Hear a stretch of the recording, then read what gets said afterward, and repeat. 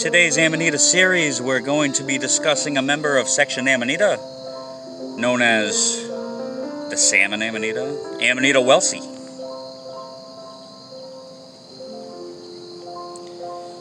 So we have a couple here. To start off, this member of section Amanita doesn't have any isoxazoxyl derivatives, as a lot of the members of section Amanita does.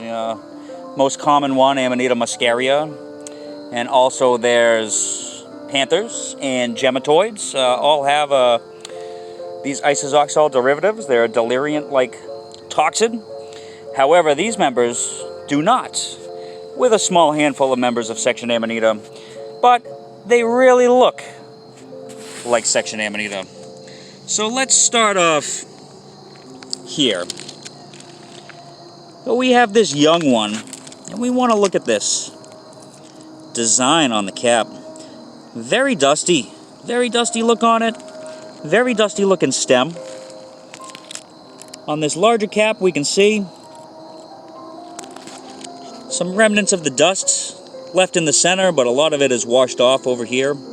Mild striate margin that we can see, characteristic of section Amanita.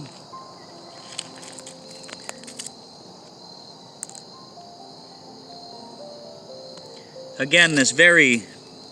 Where's my finger? There it is. Oh.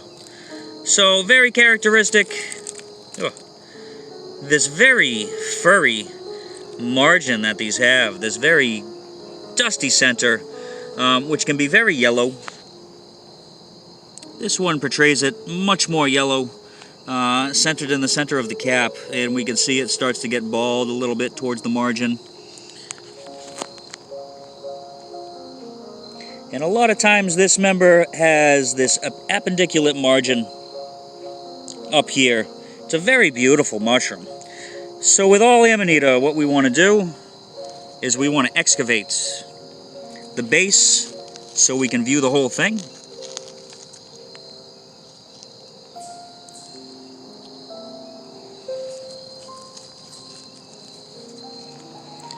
So, characteristics of this on the bottom side. We can notice this very scruffy top of the stem, and even if I touch it, it leaves remnants on my fingers. Very dusty. And also, the gills can develop this yellowish tint to them. As they age, they can really get a really dark orange color to them. So these ones, as we can see,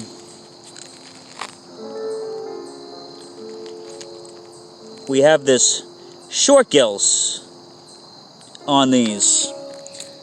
Short gills that are truncate and squared and cut off are very characteristic to section Amanita. On this one right there, you can see a light tooth on it, but it's very square. It's not rounded or attenuate on other Amanita, which is a good characteristic for section Amanita. And viewing the stem, it has this very yellow coloration, salmon, pink if you catch it in the right light. This is known as the Salmon Amanita. This one's a little more prevalent. You can see very yellow traces at the base here, which is characteristic to this mushroom. And it generally doesn't have a skirt. Very floccose all the way down the stem. This very salmon flesh color. Dusty cap with the vellum. And these truncate gills. I just want to zoom in on this. I'm always fascinated finding forked gills on any Amanita. Not a solid identification characteristic. One thing to memo, you can see all this decoration, these little ruffles on the edge of the margin. Mainly noticed here, you can see that's part of the dust. So when this was young, the cap was connected to the stem, and as it released from the stem, it takes along a lot of these little dusty material that it has here, and you can see that on the gills. So, yeah, that's it for today's Amanita series. Amanita wellsii. I hope you enjoyed.